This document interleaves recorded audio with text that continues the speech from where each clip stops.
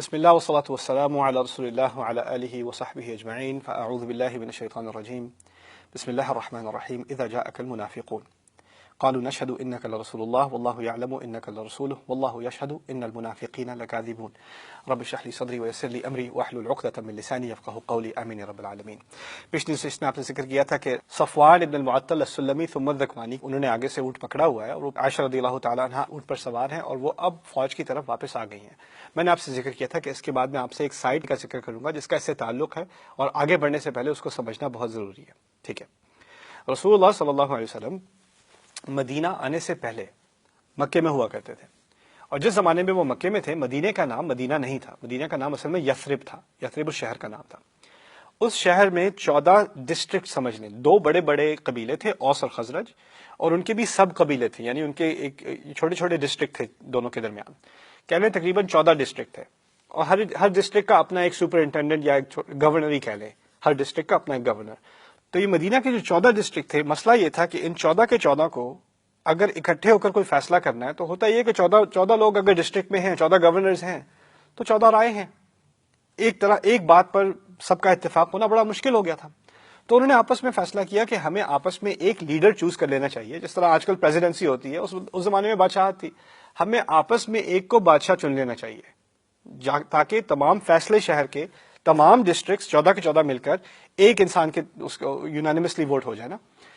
تو ان کے ذہن میں خیال آیا کہ ہمارے ڈسٹرکٹس میں سے، ہمارے ان سارے ضلعوں میں سے سب سے بڑا جو ضلع ہے، سب سے بڑا جو ڈسٹرکٹ ہے، اس کے گورنر کو بادشاہ بنا دیتے ہیں۔ اس کا نام تھا عبداللہ ابن ابی ابن سلول، چھوٹا رکھ لیں ابن ابی، پورا نام ہے عبداللہ ابن ابی ابن سلول۔ یہ سب رسول کے آنے سے پہلے کی باتیں ہیں، ابھی مدینہ کا نام مدینہ نہیں ہے، یثرب ہے۔ ٹھیک ہے، ابن ابی ابن سلول کہتا ہے کہ سب نے ایگری کیا کہ یہ ان کو گورنر یا ان کو مدینے کا بادشاہ بنا دیں گے۔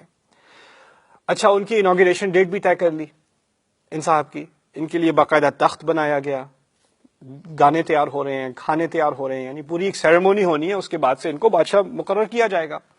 اب الیکشن تو وہ جیت چکے، یعنی پریزیڈنٹ الیکشن تو ہو گیا ہے لیکن ابھی انوگریٹ نہیں ہوا، یہ معاملہ تھا۔ اسی دوران رسول اللہ صلی اللہ علیہ وسلم باہر سے آ گئے مہاجرون کو لے کر مکے سے مدینے۔ جب وہ یثرب پہنچے ہیں تو یثرب کی میجورٹی نے ان کو اس طرح قبول کیا کہ یہاں تک کہ شہر کا نام ہی بدل دیا۔ مدینہ اصل میں کہتے ہیں عربی میں شہر کو، یثرب کا نام بن گیا مدینۃ النبی، نبی کا شہر۔ آج تک ہم اس کو یثرب نہیں کہتے، کیا کہتے ہیں؟ مدینہ۔ اس لیے کہتے ہیں کہ اب اس وقت سے اس کا نام بدل گیا شہر کا۔ اب دیکھیے، جو بیچارہ اس کی پریزیڈنسی بھی ہو گئی تھی، الیکشن بھی جیت چکا تھا، تاج بھی اس کا تیار تھا، اور وہ سب تیار ہونے کے بعد رسول صلی اللہ علیہ وسلم باہر سے آتے ہیں اور ساتھ اپنے امیگرینٹس کو لے کر آتے ہیں علیہ الصلوۃ والسلام اور رضی اللہ عنہم اجمعین۔ نہ وہ یہاں کے سٹیزن ہیں، یہاں پر کیا مسئلہ ہوا ہے، وہ باہر سے آئے ہیں، نہ وہ مدینے کے ہیں نہ یثرب کے ہیں، اور وہاں سے یہ اپنے اتنے بھوکے مرتے ہوئے لے کر آئے ہیں جو ہماری ویلفیئر کی ضرورت میں ہیں، ضرورت مند ہیں۔ کسی بھی ملک میں کیا ہوتا ہے، سیاستدان کیا کرتے ہیں، یہ امیگرینٹس کو نکالو یہاں سے، یہ ہمارے ملک پر بوجھ ہیں، اور یہ امیگرینٹس ہمارے ملک پر قبضہ کرنا چاہتے ہیں۔ یہی پالیٹکس ہوتی ہے نا۔ اب اس پالیٹکس کو سمجھنے کی کوشش کریں۔ وہ آئے ہیں اور میجورٹی ان کے ساتھ ہے، یہاں تک کہ جو یہودی قبیلے وہ بھی ان کے ساتھ ہیں، سب مان گئے ان کی قیادت کو۔ اب یہ کھڑا سڑا، اب اس کے پاس 2 آپشنز ہیں، یعنی سیاستدان ہونے کے ناطے یا 2 کام ہی کر سکتا ہے اب تو، یا تو وہ اپوزیشن میں کھڑا ہو جائے کہ نہیں مانتے بھئی ہم ان کی قیادت کو، دوبارہ ریکاؤنٹ کراؤ، یا پھر اس کو احساس ہو جائے کہ اب تو یہ لینڈ سلائڈ وکٹری ہے، اس کو جیتنا ناممکن ہے، اب اگر سیاست میں رہنا ہے بچوں تو پارٹی جوائن کرنی پڑے گی، اپنی پارٹی چھوڑ کر یہی پارٹی جوائن کرنی پڑے گی۔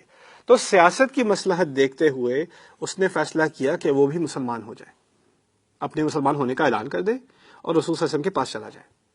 اس کے ذہن میں یہ تھا کہ کیونکہ میں ایک بڑا تجربے والا سیاستدان ہوں تو میری خاص قدر ہوگی، کیونکہ اگر یہ مدینے کو گورن کرنے آئے ہیں تو یہ میں تو فارمر گورنر ہی تھا سمجھ لیجئے، تو میری ایڈوائس کی تو بڑی اہمیت ہوگی، میری ویلیو کی جائے گی، میں وی آئی پی ہوں، پہلے سے وی آئی پی ہوں، مجھے وی آئی پی ٹریٹمنٹ ملے گی۔ لیکن ہمارے نبی کے ہاں کچھ اور ہی معاملہ ہے علیہ الصلوۃ والسلام۔ ان کے ہاں وی آئی پی ٹریٹمنٹ اسے ملتی ہے جس نے سب سے زیادہ قربانی دی ہو، جس نے سب سے زیادہ دنیا کو چھوڑ دیا ہو۔ ابو بکر صدیق، عمر بن الخطاب، عثمان رضی اللہ عنہ، یہ لوگ اب ملینئر تو رہے نہیں، جتنی انہوں نے قربانیاں دی ہیں اتنے وہ وی آئی پی بن گئے ہیں۔ اب یہ صاحب آتے ہیں اپنے پیسوں کے ساتھ، اپنے جلال کے ساتھ، اپنی پولیٹیکل سٹینڈنگ کے ساتھ، ان کی وہ قدر ہی نہیں ہے اب جو پہلے ہوا کرتی تھی. اور دوسری بات اگر قدر کرانی ہے تو یہاں تو انما المؤمنون اخوہ سب برابر کے ہیں, کوئی وی آئی پی ہے ہی نہیں. اگر ایک کا مقام دوسرے سے اوپر ہے تو وہ ہمارے نبی ہیں علیہ الصلوۃ والسلام, باقی سب برابر ہیں. یہی تو دین کی تعلیمات ہیں. اس کو یہ بات راسی نہ ہے کہ میں تو یہ گورننگ سرکلز میں بیٹھتا تھا, میری بڑی خاطریں کی جاتی تھیں, اب مجھے یہ تمام لوگوں کی طرح ٹریٹ کیا جا رہا ہے, میری تو بےزتی ہے. کچھ لوگ ہوتے ہیں جن سے اگر آپ نارمل طریقے سے بات کریں نا, وہ ان کے لیے بےزتی ہے. یہ اس کے دل میں اب بات کوڑ رہی ہے اس کو کہ یہ اسلام کہاں سے آ گیا, کیا مصیبت, میرا سارا کریئر ختم. اس نے بڑی کوشش کی اپنے کریئر کو ریوائیو کرنے کی. کیسے ریوائیو کرتا, اب اپوزیشن تو کر نہیں سکتا بیچارہ. تو اس نے کیا کیا, جب بھی رسول صلی اللہ علیہ وسلم خطبہ دینے کھڑے ہوتے, ان سے پہلے وہ کھڑا ہو جاتا, لوگوں یہ اللہ کے نبی ہیں, اعلان کرنے والے ذرا غور سے سننا. پھر بیٹھ جاتا. اس کو پتا ہے مجھے تو کوئی تقریر کرنے کا موقع ملنا نہیں ہے. فجر کی نماز میں سب سے پہلی صف میں پہنچ جاتا, دکھانے کی کوشش کرتا میں نبی کے بہت قریب ہوں, لوگوں کو دکھانے کے لیے کہ ابھی بھی میں وی آئی پی ہوں. اچھا ایسی بات نہیں ہے, لیکن اس کو کوئی گھاسی نہ ڈالے. پھر مسئلہ آیا احد کا. احد پہ تو اب جان دینے کی بات آ گئی ہے, تو کہتے یہ تو ہمیں مروا دیا.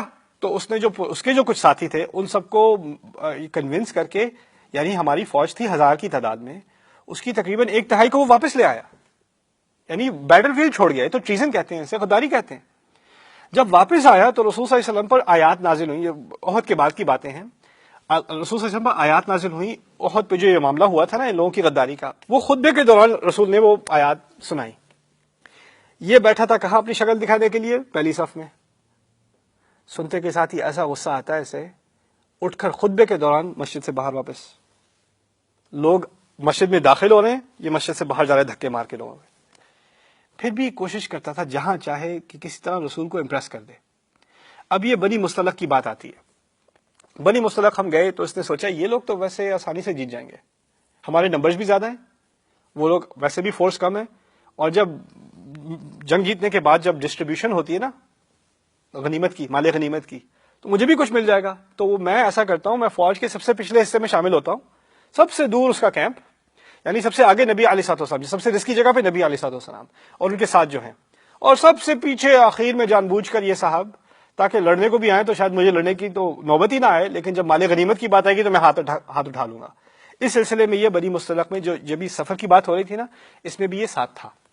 اچھا وہاں گئے, بڑی آسانی سے ہمیں فتح حاصل ہوئی. واپسی پر ایک عجیب واقعہ ہوا جس کا شاید آپ کو علم ہو شاید نہ ہو. دیکھیے ہمیں فتح تو ہوئی ہے, لیکن فوج کا باہر جانا اور اتنا دھوپ میں مشکل میں سفر کرنا یہ کوئی آسان کام نہیں ہے. اور اگر آپ کے ساتھ اگر سفر اپنے کوئی لمبے سفر اگر کیے ہوں, کبھی دوستوں کے ساتھ بھی کیے ہوں, ایک وقت آتا ہے کہ دوستوں کے ساتھ بھی چڑ ہو جاتی ہے, یار چھوڑو بات تم. اس سفر کے دوران انسان ایجیٹیٹ ہو جاتا ہے.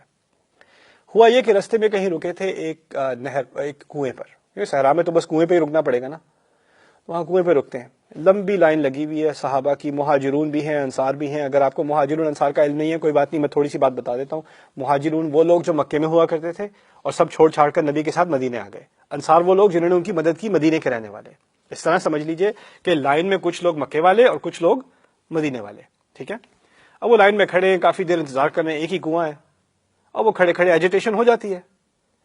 تو ہوتا یوں ہے کہ ایک مکے والے تھے, وہ ذرا پھسل کر یا کچھ دھکے کی صورتحال بن گئی مدینے والے کی طرف, انہوں نے پیچھے واپس دھکا دے دیا, ان کی آپس میں ہاتھا پائی ہو گئی. جو مکے والے تھے انہوں نے پھر مدینے والے کو ذرا لات مار دی اور وہ گر گئے. اچھا اب وہ گرے تو ان کو اتنا غصہ, تم ہوتے کون ہو؟ ان کے ذہن میں ابھی خیال آ رہا ہے کہ یہ لوگ مکے والے ہمارے شہر میں, ہم نے ان کو رکھا ہوا ہے, ہم نے ان کو سپورٹ کیا, ہم نے ان کو گھر دیا, ہم نے کھانا دیا ہے, اور یہ آ کر ہمیں سے. اس نے آواز دی, یا للانصار, انصاریوں یعنی مدینے والوں آ جاؤ. تو یہ کہا جاتا ہے جب لڑائی والی بات ہو. تو اس نے اپنے سارے بلا لیے, اپنے انصار. مکے والے جو انہوں نے لات ماری تھی انہوں نے کہا اچھا تمہارے پاس ہیں, میرے پاس بھی ہیں. یا للمہاجرین, وہ مہاجرین کو بلا لیا انہوں نے. اب ادھر انصار ادھر مہاجرین, ان کی آپس میں ہاتھا پائی ہونے والی ہے, لڑائی پر آ گئے. دو لوگوں کی بات تھی, اتنی سی بات تھی, اس کو اتنا بڑا ایک دم سے بنا دیا گیا. یہ بڑی اہم چیز ہے سمجھنے کو. یہ تمام اہل ایمان ہیں, یہ تمام مسلمان ہیں, یہاں تک کہ یہ تمام اپنی جانیں قربان کرنے کو تیار ہیں رسول کے لیے صلی اللہ علیہ وسلم. لیکن یہ تمام اچھی صفات ہونے کے باوجود انسان پھر بھی انسان ہوتا ہے، اور لڑائی کسی سے بھی ہو سکتی ہے۔ وَلَا تَجْعَلْ فِي قُلُوبِنَا غِلًّا لِّلَّذِينَ آمَنُوا، ہمارے دلوں میں کسی اور اہل ایمان کے لیے برے احساسات مت ڈال، نہ آنے دے۔ یہ دعا ہے ہماری اللہ تعالیٰ سے۔ ہوتا ہے کبھی کبھی ایجیٹیشن ہو جاتی ہے، دو اچھے مسلمان ہیں ان کے آپس میں جھگڑے ہو جاتے ہیں، لیکن اس کو پوری یعنی سب کو، دو آدمیوں کے جھگڑے کو دو قبیلوں کا جھگڑا بنا دینا، دو شہروں کا جھگڑا بنا دینا، دو گروہوں کا جھگڑا بنا دینا، یہ غلط بات ہے۔ اچھا اب یہ جھگڑا ہونے ہی لگا تھا تو رسول پر رپورٹ پہنچ گئی صلی اللہ علیہ وسلم، انہوں نے جو الفاظ کہے ہیں، یہ رپورٹ پہنچتی ہے تو وہ کہتے ہیں انہا کلمۃ منتنہ دعوها فانہا کلمۃ منتنہ، کہتے ہیں چھوڑ دو یہ چیز، تم لوگوں نے بڑی بدبودار قسم کے الفاظ استعمال کیے ہیں، بری بو والے لفظ استعمال۔ کیا لفظ استعمال کیے تھے؟ دو لفظ استعمال کیے تھے، مہاجرون اور انصار۔ مجھے یہ بات سمجھ نہیں آئی، یہ لفظ قرآن میں عظیم ترین لوگوں کے لیے استعمال ہوئے ہیں۔ مہاجرون مکے کا نام نہیں ہے، مہاجرون ان لوگوں کا نام ہے جنہوں نے ہجرت کی، اور ہجرت سے بڑی عبادت کیا ہوگی؟ سب گھر والے چھوڑ کر، کاروبار چھوڑ کر، پیسے چھوڑ کر، اپنی لائف کو رسک کر کے رسول کی اطاعت میں پہنچ گئے۔ اس سے زیادہ وفاداری کیا ہوگی؟ اتنا بڑا ان کو ایوارڈ ملا ہے قرآن میں کہ ان کو مہاجرون کہا گیا ہے۔ دوسری طرف یؤثرون علی انفسہم ولو کان بہم خصاصہ، وہ لوگ جو دوسروں کو اپنے اوپر ترجیح دیتے ہیں، خواہ کہ خود بھوکے مر رہے ہوں، دوسروں کو ترجیح دیتے ہیں، ان کو انصار کہا ہے قرآن نے، بلکہ ان کو تو کمپیئر کیا ہے قرآن نے عیسیٰ علیہ السلام کے حواریون سے، اتنا بڑا اعزاز دیا۔ یعنی یہ الفاظ مہاجرون اور انصار یہ بدبودار الفاظ تو نہیں ہیں، یہ تو بڑے خوبصورت الفاظ ہیں۔ جو لوگ ان الفاظ کا اعزاز اپنے پاس رکھتے ہیں وہ جنت کے اعلیٰ ترین رہنے والوں میں سے ہیں، تو یہ کیسے کہہ دیا ہمارے نبی نے علیہ الصلوۃ والسلام کہ یہ الفاظ بدبودار ہیں؟ یہ اس لیے کہا کہ جب اتنے خوبصورت الفاظ، جن الفاظ کے پیچھے کیا ہے؟ اسلام کی کوئی خدمت ہے۔ مہاجر کے لفظ کے پیچھے اسلام کی خدمت ہے، انصار کے لفظ کے پیچھے اسلام کی خدمت ہے۔ جب اسلام کی خدمت کی بنیاد پر دیے گئے نام مسلمانوں کے لیے آپس میں فرقے کی وجہ بنے تو پھر وہی اچھے نام بدبودار نام بن جاتے ہیں۔ تو یہاں تک ابھی کہانی یہاں رکھتے ہیں، پھر آگے مزید بات کریں گے۔ بارک اللہ لی ولکم، السلام علیکم ورحمۃ اللہ وبرکاتہ۔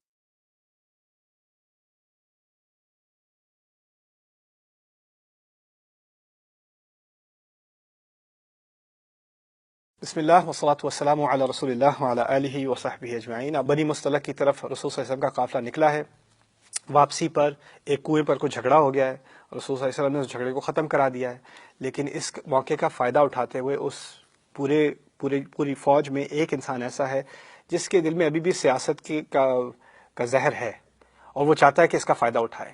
اس کا نام ہے عبداللہ ابن ابی ابن سلول، جس کا ذکر میں نے آپ سے پہلے کیا تھا۔ اس نے اس چیز کو دیکھتے ہی نوٹ کیا کہ ابھی مسلمان تو ہو گئے ہیں لیکن ابھی بھی کچھ مدینہ ورسز مکہ والا کچھ معاملہ ہے، اس کا کچھ فائدہ اٹھایا جا سکتا ہے۔ تو اس نے ایک خاص میٹنگ بلوائی اپنے خیمے میں، جو خیمہ رسول سے سب سے دور ترین تھا، یعنی سب سے پیچھے وہ اس کا خیمہ تھا، سب سے آگے رسول اللہ کا خیمہ تھا صلی اللہ علیہ وسلم، رائٹ؟ تو اس نے سب سے پیچھے ایک خاص میٹنگ بلوائی، جو بھی مدینے والے ہیں ذرا آ جانا میرے خیمے میں، کچھ بات کرنی ہے تم لوگوں سے، الگ سے بات کرنی ہے۔ اچھا اگر الگ سے بلائی، کیا کہتے ہیں، تقریر کی، بڑی شاندار قسم کی اس کے اندر نا، وَقَدْ فَعَلُوهَا، واقعی انہوں نے یہ حرکت کی ہے، قَدْ نَافَرُونَا وَكَاثَرُونَا فِي بِلَادِنَا، یہ تو آ کر انہوں نے ہمارے ملک میں اوور پاپولیٹ کر دیا، سارے ہر گھر میں گھس گئے ہیں، اور پھر ہم ہی سے نفرت۔ نافرونا وکاثرونا فی بلادنا واللہ ما اعدنا وجلابیب قریش الا کما قال الاول۔ یہ تو میں تمہیں بتاؤں، ہمیں کسی چیز نے اس کے لیے تیار نہیں کیا تھا، میں خدا کی قسم، ایسے لوگوں کے لیے ہمیں کیا چیز تیار کر سکتی تھی؟ اور یہ جو سڑک چھاپ قسم کے لوگ قریش کے آ گئے ہیں یہاں پر، کس کے بارے میں بات ہو رہی ہے؟ مہاجرین کے بارے میں۔ جلابیب قریش، ان کے بارے میں تو مجھے بڑی عربی کی پرانی کہاوت یاد آتی ہے، سمن کلبک یاکلک، اپنے کتے کو کھلا کھلا کر موٹا کرو تجھے ہی کاٹے گا۔ یہ الفاظ کس کے لیے استعمال کیے اس نے؟ مہاجرون کے لیے۔ سامنے اس کے انصار بیٹھے، مدینے والے بیٹھے ہیں، ان کو برغل آ رہا ہے۔ اما واللہ لئن رجعنا الى المدینۃ لیخرجن الاعز منها الاذل، میں کہتا ہوں خدا کی قسم، ہم عزت والے جب ہم مدینے واپس پہنچیں گے نا اس سفر سے، یہ ہمیں یہ کرنا چاہیے، ہم سارے عزت والے ان سب بے عزت لوگوں کو، ان بے ادب لوگوں کو ہم سب کو نکال دیں گے، یہی کرنا چاہیے ہمیں، یہی عزت کا تقاضا ہے۔ ثم اقبل على من حضره من قومه، پھر وہ دوسری طرف شکل کی اس نے اپنی تقریر میں، ایک ہوتا ہے نا ایموشن کرنے کے لیے، اس طرف کھڑے ہو کے بعد، پھر اس طرف کھڑے ہو کے بعد، اپنے آپ کو ٹرن کر کے کہتا ہے فقال لهم هذا ما فعلتم بانفسکم، کہتا ہے تم لوگوں نے یہ مصیبت اپنے مول خود لی ہے، پتہ ہے یہ کچھ نہ ہوتا ہے، تمہاری اپنی کرتوت ہے یہ، احللتموہم بلادکم، تم نے تو اپنی ساری زمین ان کے لیے حلال کر دی، جو چاہیں کھائیں جو چاہیں کریں، وقاسمتموہم اموالکم، تم نے تو اپنے سارے مال بھی ان میں بانٹ دیے، دیکھو ذرا، وَأَمَا وَاللَّهِ لَوْ أَمْسَكْتُمْ عَنْهُمْ مَا بِأَيْدِيكُمْ لَتَحَوَّلُوا إِلَىٰ غَيْرِ دَارِكُمْ، میں خدا کی قسم کھاتا ہوں اگر تم انہیں کھلانا چھوڑ دو نا، ان کو اپنے صدقے دینا چھوڑ دو، جا کے کسی اور کے پیچھے پڑ جائیں گے، اس کا کھانا شروع کر دیں گے، انہیں بس پیسوں کی پڑی ہے اور کچھ نہیں ہے۔ اگین کس کے بارے میں بات کر رہا ہے؟ مہاجرون کے بارے میں، ان کو برگلا رہا ہے۔ پھر کہتا ہے فَسَمِعَ ذَلِكَ زید بن ارقم، اس میں عجیب کہانی ہے، 10 سال کا بچہ تھا، 9 یا 10 سال کا بچہ، اس کا نام ہے زید بن ارقم، وہ اس کیمپ میں بیٹھا تھا، وہ بھاگ کے گیا اپنے چچا کے پاس اور جا کے ان سے کہہ دیا کہ یہ اس ٹینٹ میں یہ بات ہو رہی ہے، یعنی اس ٹینٹ میں سے کسی نے اور کچھ نہیں کہا، بس ایک بچے نے کہا، بچہ بھاگ کے آیا اپنے چچا کو بتا دیا، چچا نے جا کے چچا فوراً رسول کے خیمے میں گھسا، وہاں دو بیٹھے ہیں عمر بن الخطاب اور رسول اللہ صلی اللہ علیہ وسلم، فقال مر به عباد بن بشر فلیقتلہ، عمر بن الخطاب کہتے ہیں، سنتے کے ساتھ ہی کہتے ہیں میں ایک بندے کو جانتا ہوں اس کا نام ہے عباد بن بشر، وہ بڑا اچھا ہے، ویسے تیز آدمی ہے، اس کو بھیج دیں فوراً گردن کاٹ دے گا اس کی، یعنی عمر کی رضی اللہ عنہ پہلی سجیشن کیا ہے؟ مار دو اس کو، ختم کرو۔ رسول صلی اللہ علیہ وسلم نے کیا جواب دیا؟ فَكَيْفَ يَا عُمَرْ إِذَا تَحَدَّثَ النَّاسُ أَنَّ مُحَمَّدًا يَقْتُلُ أَصْحَابَهُ، کیسے کر سکتے ہیں عمر؟ لوگ یہ نہیں کہیں گے محمد اپنی آدمیوں کو مارتا ہے۔ دیکھیے اس سب کو سمجھنے کی ضرورت ہے، ملٹری کے اندر خاص کر اگر آپ ملٹری کیمپین میں گئے ہوں، ابھی تو جنگ پہ گئے ہیں نا، ابھی واپس تو نہیں آئے، سویلین سچویشن نہیں ہے، وار سچویشن ہے، وار سچویشن میں ملٹری کیمپ کے اندر اگر کوئی بھی سولجر، کوئی بھی فوجی باقی فوجیوں کو باقی فوجیوں کے خلاف ورغلائے، اس کو ٹریزن کہا جاتا ہے، اس کو ایسپیناج کہا جاتا ہے، اس کو غداری کہا جاتا ہے، اور فوج کے باہر ایکٹیو ڈیوٹی ہونے کے دوران اس قسم کی حرکت کو ٹرائل نہیں دیا جاتا، it is punishable by immediate death, کسی بھی ملٹری میں پروٹوکول یہی ہے۔ عمر نے جو سجیشن دی ہے وہ اسٹینڈرڈ ملٹری پروٹوکول ہے، اس میں کوئی اسلام کی کوئی خاص دہشت نہیں ہے کہ اسلام میں لوگوں کو قتل کر دیتے ہیں، نہیں نہیں نہیں، اگر یہ کوئی بھی فوج ہوتی پنشبل بائی ڈیتھ امیڈیٹلی، اگر کوئی اسپیناج کر رہا ہے دے پنشبل، دے ٹو بی ایکسیکیوٹڈ، خاص کر ان ٹائم آف وار۔ بعد میں تو ہوتا ہے ٹرائیبیونل ہوتا ہے، کورٹس ہوتے ہیں، یہ ہوتا ہے وہ ہوتا ہے، وار کے درمیان ایمرجنسی سچویشن ہے، یو ڈن، اس کا کوئی ٹائم نہیں ہوتا۔ پھر بھی رسول اللہ کہتے ہیں نہیں، میں اس بات کو پھیلنے نہیں دوں گا۔ پھر کیا کیا؟ اس کو بلوایا گیا اور اس کو اور اس کے جو کچھ دوست ہیں ان کو بلوا کر ان سے ایکسپلینیشن مانگی گئی۔ اچھا رپورٹ کس نے دی تھی؟ چھوٹے سے بچے نے، اس کا نام ہے کیا؟ زید بن ارقم۔ اچھا زید اندر نہیں گیا تھا خیمے کے، کون گیا تھا؟ ان کے چچا گئے تھے۔ زید باہر کھڑا ہے بیچارہ، آگے سے ابن ابی آتا ہے، خیمے میں داخل ہوتا ہے رپورٹ دینے کے واقعی اس نے یہ باتیں کی ہیں کہ نہیں۔ رسول صلی اللہ علیہ وسلم اس سے پوچھتے ہیں تم نے یہ باتیں کی ہیں کہ نہیں؟ کہتا ہے اللہ کی قسم واللہ اشہد انک لرسول اللہ، میں تو قسم کھاتا ہوں آپ تو اللہ کے رسول ہیں، میں ایسی بات کیوں کروں گا؟ میں اپنی جان جو ہے آپ کے ہاتھ میں دے کر یہاں آیا ہوں، جنگ پہ آیا ہوں، اور پھر آپ سمجھتے ہیں میں آپ کے خلاف آواز اٹھاؤں گا؟ ان لوگوں کے یہ سب میرے بھائی ہیں، میں مسلمان ہوں، آپ کیوں میری ایمان پر شک کرتے ہیں؟ کیا کسی کے ایمان پر شک کرنا اچھی بات ہے؟ ان کو الٹی سنانی شروع کر دی رسول کو علیہ الصلوۃ والسلام، اور اونچی بار بار قسمیں کھانا خدا کی، قسمیں کھانا خدا کی، قسمیں کھانا۔ رسول صلی اللہ علیہ وسلم نے کہا جاؤ، تم جاؤ۔ ان کا مقصد کیا تھا؟ ان کو اس بات کو پروو نہیں کرنا تھا کہ اس نے کیا کہ نہیں، کیونکہ جب پہلی دفعہ جب رپورٹ بھیجی گئی تھی تو فوراً ہی جب عمر کا ریاکشن تھا نا کہ مار دیتے ہیں، اور رسول صلی اللہ علیہ وسلم نے کہا تھا کیوں ابھی نہیں مار سکتے، اور نہیں مارتے لوگ کیا کہیں گے؟ اس کا مطلب وہ پہلے ہی کنونس ہو چکے تھے کہ یہ بات سچ ہے۔ اب مقصد کیا تھا اس کو بلا کر ایکسپلین کروانے کا؟ یہ نہیں کہ وہ اپنی بات ایکسپلین کرے یا پروو کرے، مقصد یہ تھا کہ اس کو بھی اچھی طرح نوٹس مل جائے کہ تمہاری باتیں تم تک نہیں رہتی، ہمیں پتہ چل جاتا ہے، وہ سیدھا ہو جائے گا، اب مانے گا تو نہیں لیکن آئندہ کے لیے احتیاط کرے گا۔ یہ بات تھی اصل۔ اچھا وہ واپس نکلتا ہے تو وہ سوچتا ہے کہ چلو بچت ہو گئی، نہیں پکڑے گئے۔ باہر کون بچہ کھڑا ہے؟ زید بن ارقم۔ زید بن ارقم اس کو دیکھتا ہے کہ وہ اس کو تو کوئی مصیبت ہی نہیں ہے، اس کو تو کوئی سزا ہی نہیں ملی، اس کا مطلب تو یہی ہوگا کہ رسول صلی اللہ علیہ وسلم نے اس کی بات مان لی، وہ مجھے جھوٹا سمجھا، لقد صدقہ رسول اللہ وکذبنی، اللہ نے اس کو سچا مانا اور رسول نے اس کو سچا مانا، مجھے جھوٹا مانا۔ وہ بچہ رونا شروع ہو گیا، وہ بچہ اپنے خیمے میں گیا، کونے میں لیٹ کے سمیٹ کے اپنے آپ کو روتا رہا کہتا ہے فاصابنی ہم لم یصبنی قط، مجھے ایسی غمی مجھ پر چھائی جو کبھی نہیں چھائی تھی زندگی میں.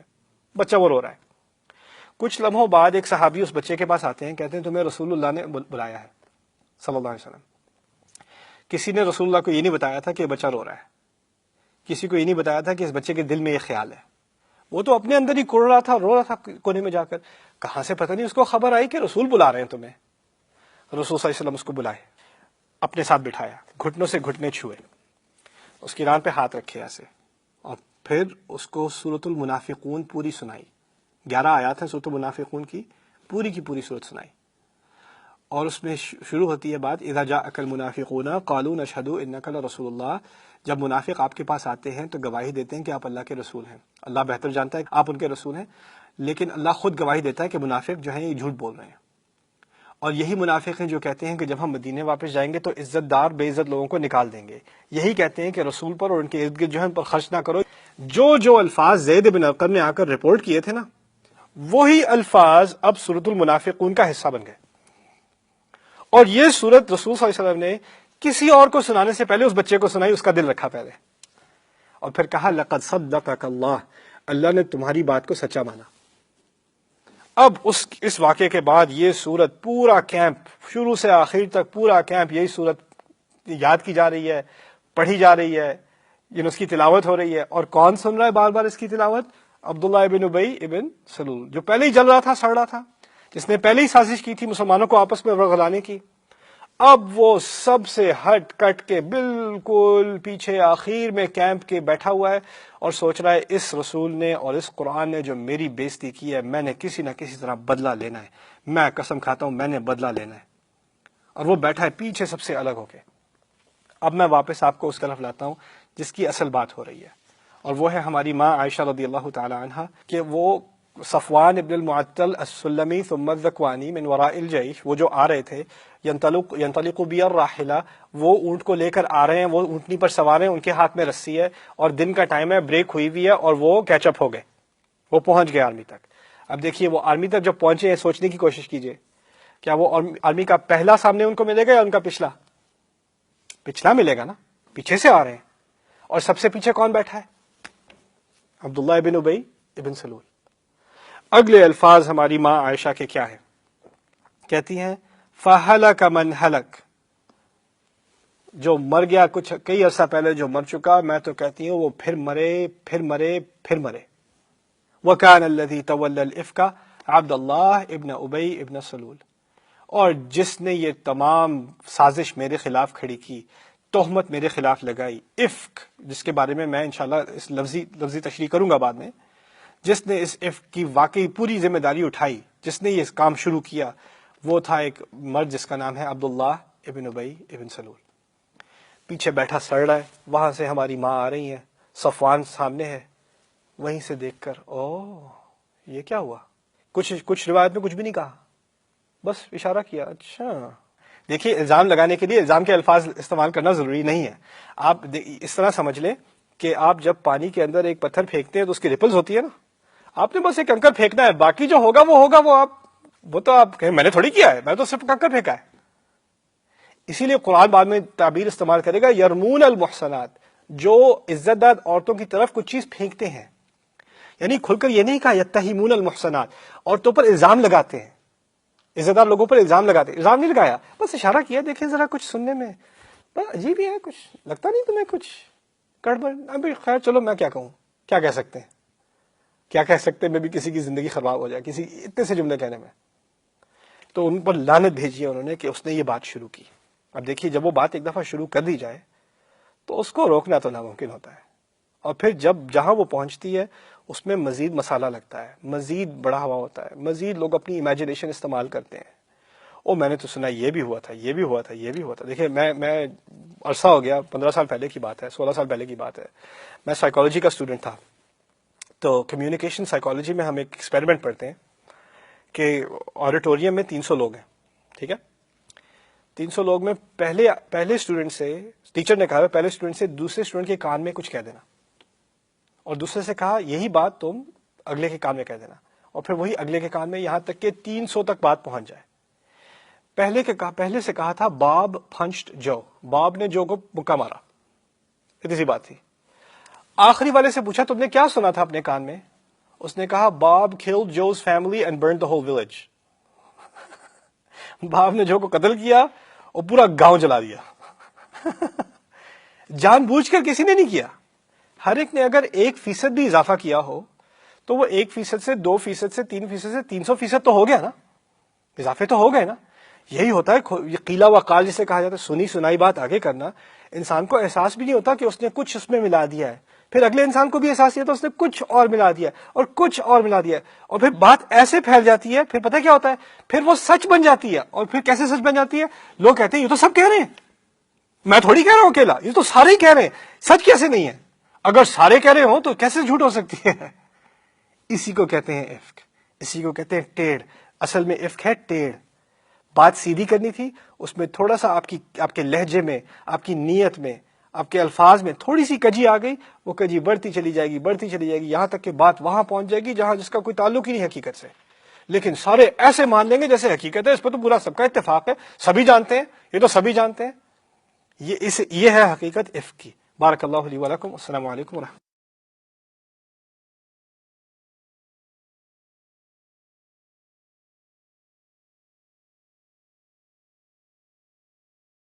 بسم اللہ والصلاة والسلام علی رسول اللہ وعلی آلہ وصحبہ اجمعین، ثم اما بعد. السلام علیکم ورحمۃ اللہ تعالی وبرکاتہ.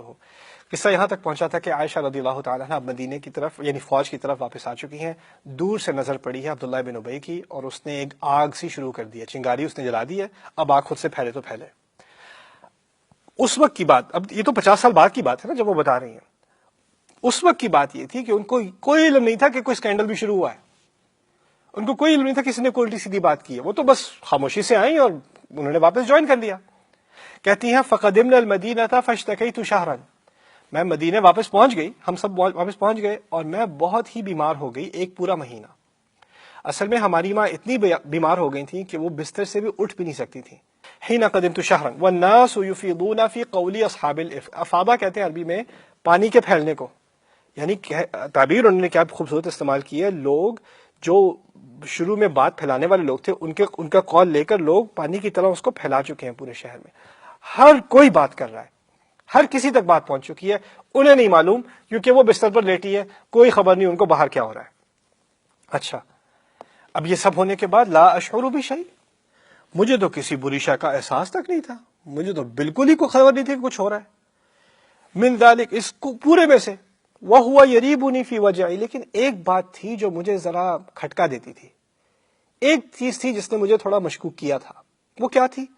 انی لا اعرف من رسول اللہ صلی اللہ علیہ وسلم اللطف الذي كنت ارى منه حين اشتکی. کہتی ہیں مجھے رسول اللہ صلی اللہ علیہ وسلم کی طرف سے جو بڑی محبت سے اور بڑے دقیق اور ملائم طریقے سے جس طرح وہ میرا خیال کرتے تھے جب کبھی میں پہلے بیمار ہوئی ہوں، بڑی سیوائیں کرتے تھے، بہت زیادہ لحاظ کرتے تھے، اس قسم کی زیادہ اب میں جو پہلے اہتمام تھا وہ اہتمام نظر نہیں آ رہا ہے. تو لیکن اس طرح کا نہیں ہے. کچھ فرق مجھے احساس ہونا شروع ہوا کہ بات کچھ ویسی نہیں ہے. اور خاص کر اس لیے کہ انما يدخل علی رسول اللہ صلی اللہ علیہ وسلم فیسلم ثم یقول کیف تیکم، کہ رسول اللہ صلی اللہ علیہ وسلم آتے ہیں، سلام کرتے ہیں، اندر داخل ہوتے ہیں، السلام علیکم ورحمۃ اللہ وبرکاتہ، پھر فوراً چہرہ پلٹ کے کہتے ہیں کیف تیکم، یہ پیاری تمہاری کیسی ہے، یہ کیسی ہے، یہ والی کیا حال ہے اس کے، کیف تیکم، ثم ینصرف، پھر چلے جاتے ہیں، مجھ سے بات نہیں کرتے. فذاک الذی یریبنی، یہ چیز جو ہے یہ مجھے ذرا کھٹکے میں ڈالتی تھی کہ یہ کیا ہو رہا ہے. لا اشعر بالشر، مجھے کوئی برائی کا احساس تک نہیں تھا. اب یہاں یہ رک کر یہ بات سمجھنے کی ضرورت ہے کہ رسول اللہ ایسا کیوں کرتے تھے، ان سے بات کیوں نہیں کرتے تھے، وہاں دیر تک کیوں نہیں بیٹھتے تھے.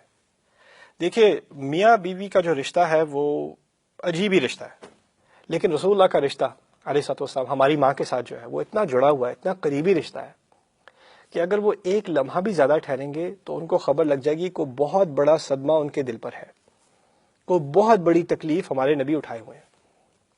رسول اللہ صلی اللہ علیہ وسلم ان کی زندگی کی خاطر اپنے آپ کو روکے ہوئے ہیں، زیادہ اشارہ نہیں دے سکتے، وہ اپنے احساسات کو نہیں چھپا سکتے، اپنی وائف سے نہیں چھپا سکتے. تو اس لیے وہ احتیاط سے بس سلام کر کے خیریت پوچھ کے فوراً نکل جاتے ہیں، اس سے پہلے کہ اس کو زیادہ خبر ہو جائے کہ کچھ اور بات بھی ہے. یعنی وہ ان کی جان بچانا چاہ رہے ہیں. اس کی انسان کو، مرد کو خاص حکمت ہونی چاہیے، کون سی بات کرنے والی ہے، کون سی بات نہیں کرنے والی ہے. اور اس کا ہر ناطے سے تعلق ہے. کبھی کبھار کو بہت بری خبر ہوتی ہے جو ماں کو نہیں دینی چاہیے. وہ لڑکا ہے، اس کی جاب چلی گئی، اب کرایہ دینے کو پیسے نہیں ہے، ماں آ کے پوچھتی ہے بیٹا کیا حال ہے، ٹھیک ہو؟ اس کو کہہ دینا چاہیے الحمدللہ ٹھیک ہو امی. ماں ویسے ہی بلڈ پریشر کی بھی مریض ہے، اس کا ویسے ہی ہارٹ اٹیک ہو چکا ہے، اس کو خواہ تم ٹرامیٹائز کرو گے، اس کو دوبارہ بلڈ پریشر ہائی کر دو گے، اس پر رحمت کھاؤ، کہہ دو سب ٹھیک ہے، سب خیریت ہے، کوئی بات نہیں. چھپا دو چیزیں، ان معاملات میں چھپانا ہی بہتر ہوتا ہے. تو یہ بھی حکمت ہے ہمارے دین کی کہ ہمارے نبی علیہ الصلوۃ والسلام نے کھل کر بات نہیں کی. کتنا صدمہ دینے والی، کتنی تکلیف دینے والی بات ہوگی کہ نبی علیہ الصلوۃ والسلام کا ہر طرف سے یہ سننے کو مل رہا ہے ان کی بیوی کے بارے میں کیا باتیں کی جا رہی ہیں، کیا کچھ کہنے سننے کو مل رہا ہے. قد بلغنی عنکی کذا و کذا، ان سے تو کہا بھی نہیں گیا تھا. جب آخر کار انہوں نے منہ کھولا بھی ہے تو کیا کہا ہے، بعد میں آئے گی بات کہ تمہارے بارے میں تو طرح طرح کی باتیں سننے کو ملی ہیں. یعنی وہ کہہ بھی نہیں سکتے، ریپیٹ بھی نہیں کر سکتے کہ کیا سننے کو ملا ہے، اتنی تکلیف دہ باتیں. تو خیر یہاں پر ان کو شک پڑا کہ کچھ معاملے میں گڑبڑ تو ہے. حتی خرجت بعد ما نقحت، جہاں تک کہ یہ بات بھی آ گئی کہ میری صحت کچھ بہتر ہوئی کہ میں اب اٹھ کھڑی ہو سکی. بعد ما نقحت فخرجت معي ام مصطح قبل المناصع وهو متبرزنا. تو اس زمانے میں میرے ساتھ میری جو نرس تھیں، ایک بزرگ عورت تھیں، ان کا نام ہے مصطح کی ماں، ام مصطح. یہ اس طرح وہ نام رکھتے ہیں نا، ابو فلانا، ام فلانا، تو ان کا نام ہے ام مصطح. یہ اہم ہے یاد رکھنے کا نام. وہ ان کی نرس تھی اس زمانے میں. اور ہم چلے مناصع یعنی باہر، شہر کے باہر کی طرف. وہ ہوا متبرزنا، اور وہ ہمارے فارغ ہونے کی جگہ تھی. یعنی اب وہ خود ہی بتا دیں گی وَكُنَّا لَا نَخْرُجُ إِلَّا لَيْلًا إِلَّا لَيْلٍ، ہم صرف عورتیں رات کے رات ہی فارغ ہونے باہر جایا کرتے تھے. یعنی جو معاملہ کارواں کا تھا اور جو قافلے کا معاملہ تھا نا کہ دور جا کر رات کو فارغ ہونا، عورتیں اس زمانے میں مدینے میں یہی کرتی تھیں، باہر ہی جایا کرتی تھیں. وَذَلِكَ قَبْلَ أَن نَتَّخِذَ الْكُنُفَ قَرِيبًا مِنْ بُيُوتِنَا، اور یہ اس زمانے کی بات ہے، پرانے زمانے کی، جب جو باتھ روم وغیرہ کا معاملہ تھا وہ ہم اپنے گھروں کے پاس نہیں رکھتے تھے. یعنی باہر پہاڑی علاقے میں جا کر ہی ہم فارغ ہو کر واپس آیا کرتے تھے. وَأَمْرُنَا أَمْرُ الْعَرَبِ الْأَوَّلِ، اور یہ معاملہ ہمارا کرنے کا یہ پرانے قدیم عربوں کی روایت ہے، اسی طرح وہ کیا کرتے تھے.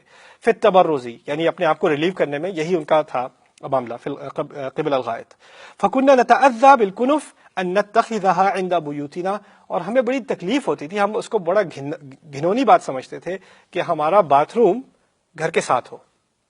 یعنی پرانی عربی روایت میں باتھ روم کا گھر کے ساتھ ہونا گھنونی شے ہے. ابھی جس زمانے میں عائشہ رضی اللہ عنہا اس حدیث کی روایت کر رہی ہیں، اس زمانے میں تو باتھ روم گھر کے ساتھ ہے، اسی لیے تو یہ ساری تفصیلیں دے رہی ہیں کہ اس زمانے میں یہ ہوا کرتا تھا، وہ ہوا کرتا تھا. فَكُنَّا نَتَأَذَّى بِالْكُنُفِ أَن نَتَّخِذَهَا عِنْدَ بُيُوتِنَا، ہمیں تو گھن آتی تھی کہ ہم اپنے یعنی باتھ روم کا معاملہ، گھر کے بیت الخلاء کا معاملہ گھر کے پاس رکھیں. فَانْطَلَقْتُ أَنَا وَأُمُّ مِصْطَحٍ، میں اور مصطح کی ماں چل پڑے باہر کی طرف، جو فارغ ہونے کے لیے. اب تو وہ کھڑے ہونے کے لائق ہو گئی، چل بھی لگی، لیکن تھوڑا کسی کے ساتھ سہارا لے کر چلنے کی ضرورت ہے. اب کیونکہ ام مصطح بزرگ ہیں، بڑی ہیں عمر میں، جب یہ حدیث روایت کی جا رہی ہے تب تک تو معاملہ وہ تو کب کی وفات ان کی ہو چکی ہوگی، تو اب لوگوں کو علم نہیں کہ ام مصطح ہے کون. تو انہوں نے خود ہی بتا دیا. کہتی ہیں وَهِيَ ابْنَةُ أَبِي رُحُمٍ بن عبد مناف وأمها بنت صخر بن عامر خالة ابو بکر الصدیق وابنها مصطح ابن وثاثہ. اللہ، کہتی ہیں میں تمہیں بتاتی ہوں ام مصطح کون ہے. وہ رحم کے باپ کی دوسری بیٹی، اور وہ جو خود عبد مناف کا بیٹا، اور ان کی ماں صخر کی بیٹی بنت صخر، اور جو خود عامر کا بیٹا، اور یہ خالہ ہیں ابو بکر صدیق کی، اور ان کے بیٹے کا نام ہے مصطح، اور مصطح خود اثاثہ کے بیٹے ہیں. پوری لمبی چوڑی لینیج ایسے ذہن سے.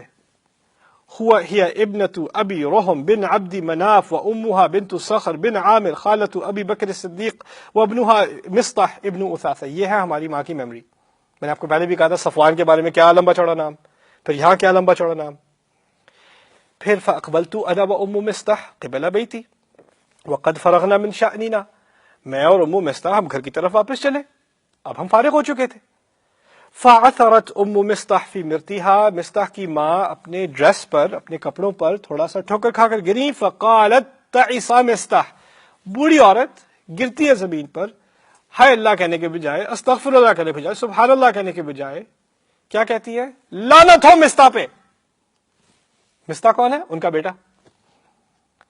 اب عائشہ رضی اللہ عنہا ان کو بڑا شوق ہوا، تعجب ہوا، یہ کیا بات کر دی آپ نے؟